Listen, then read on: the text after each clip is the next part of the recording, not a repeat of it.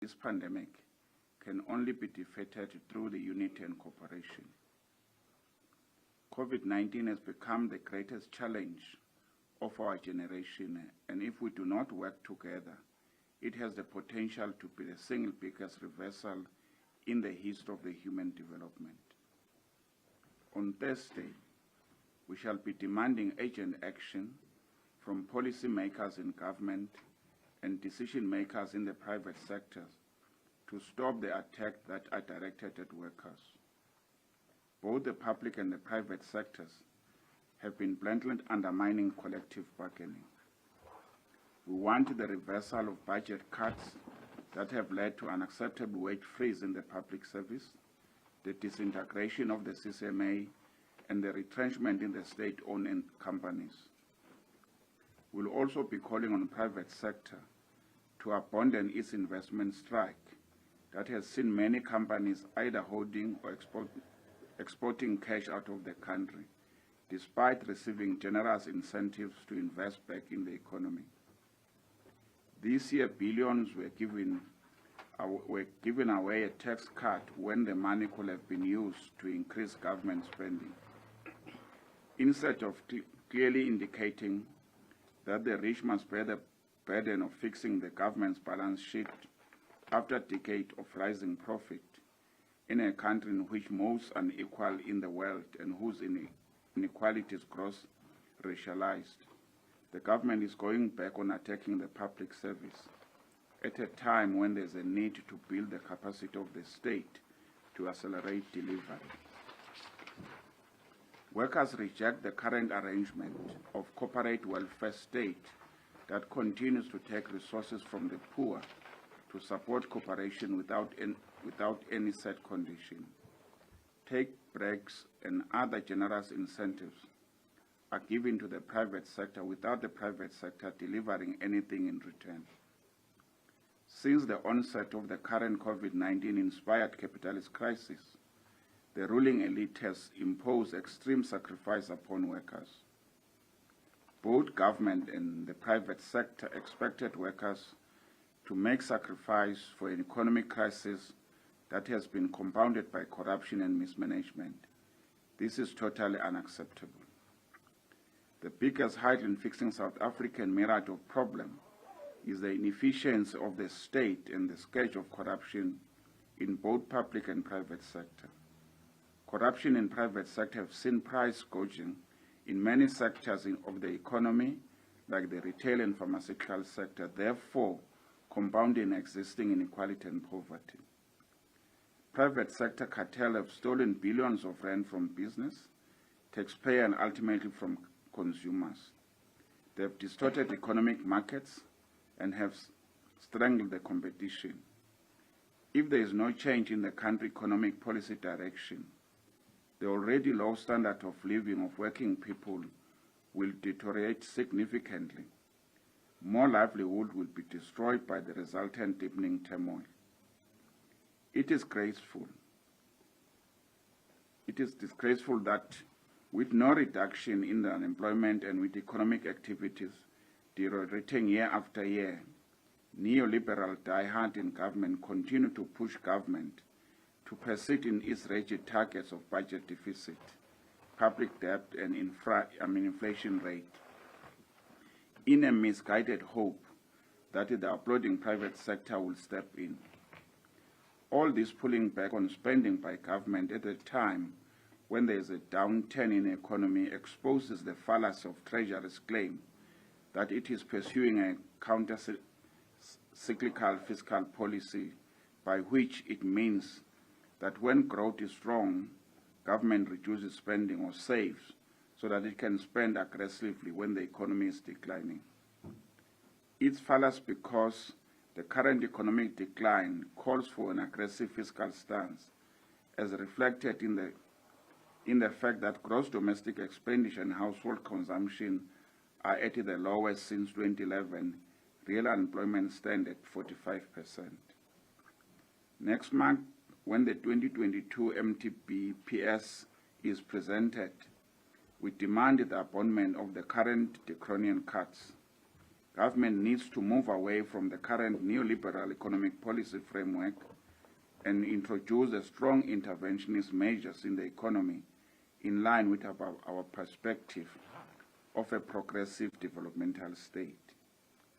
It is also disheartening that government is reacting to the COVID-19 inspired economic crisis by going back to the old logic of gear, in the sense that it is selling some of its state-owned enterprise companies like the SAA and unbundling Transnet to prepare for its privatization.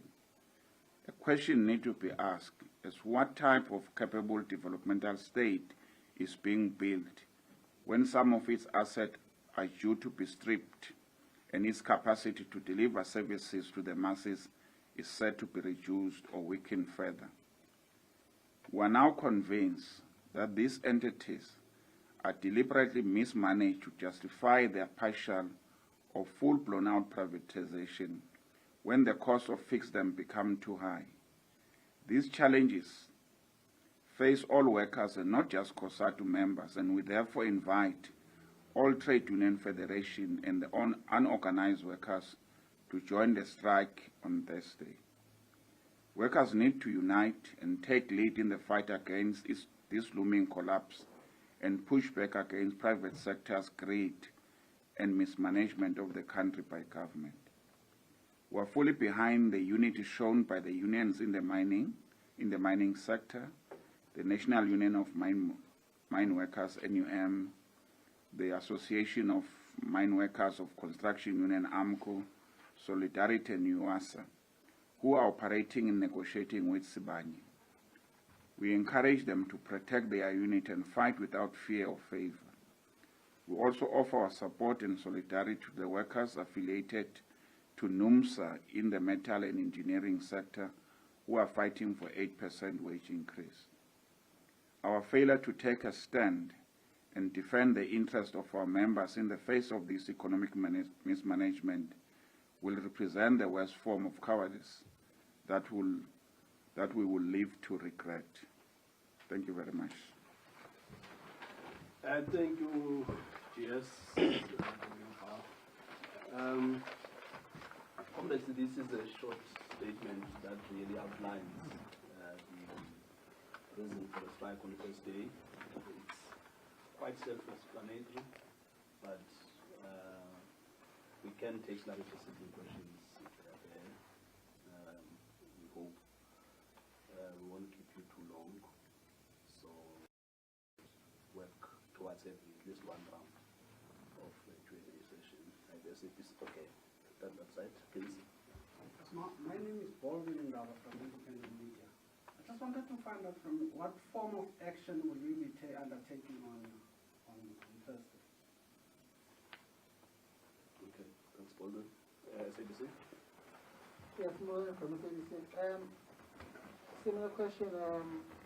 So, are you going to be having marches around the country? The main march, is it going to be here in Gauteng, from where to where? And also, last time you had a similar action last year, if I remember correctly. You were joined by the other labor federations. It seems that this time it's only yourselves. Is there a reason maybe for that, why they've decided to let you go it alone this time? Leadership. No, thanks for the question. Let me start with the first one, is that we'll be issuing a list of activities. They are happening all over, decentralized to what other provinces regarded to the major activities. So in Free State, you may have 4, for an example, one in Tabanchu, one in Kwakwa, one in Velkom. There's one here in Gauteng. There are 3 in the Mpumalanga, 2 in the Western Cape, I think 4 in the Eastern Cape, but it's decentralized. We regard action when we go to this, it's not like your main day, your May Day. There's no one that is regarded to be the main one. It's all over. We're allowing workers to participate. We're calling it in twofold, as you heard it in our media statement, that because of COVID-19, we are encouraging workers to decide whether they will be joining the action with the restriction that we have. As you know, we allow only to have about 2,000 people per gathering, but calling others to stay away as a protest action. Your second question is that where are the other federations this time? Remember, this is the Global Day of Action. This is the day in which all unions globally are taking an action, focusing on what they think from where they are in the different countries. Others will be focusing on the social protection as a means of addressing the question of COVID-19. Others will be protesting, calling for access to vaccination, and et cetera, and et cetera. So we have taken our issues, and we decided, because this is not only COSATU that supposedly to be going and calling for this action. We did not this time extend the issues to any other federation, but any other federation, because of the certificate that we have, is free to join. That's why we're calling workers in general. We discussed these matters also in our central committee, where the other federation were invited. So everyone is aware, but we did not make a special call to say come and join. We think it's a responsibility of every worker organization to do something on this particular day. No, just to add on the format, as the GS has indicated, we will have some marches, but also some picketing, as we indicated that having picket also marches in relation to the process of respecting the regulations of COVID-19. So that's, I just wanted to add on that issue. But as the GS has indicated, we will be releasing a statement with activities that we're going to have in the entire country. We'll have almost about 30 activities in the entire country, 9 provinces. Yeah, thanks, Jess. And any other question? I suspected so, because this is very self-explanatory. And what we can really say is that firstly we thank you for your attendance today, and we look forward to meeting you on Thursday as you cover this.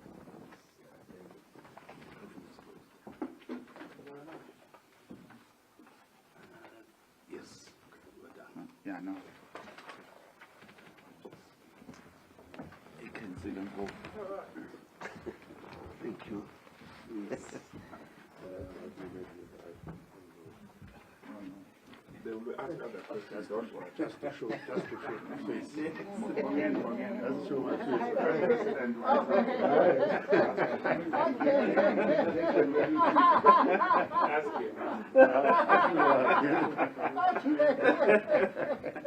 No, sometimes no, it is important. You can't reduce a briefing without a presidency. You know, we needed a presidency. Even if the presidency does attend, that is important.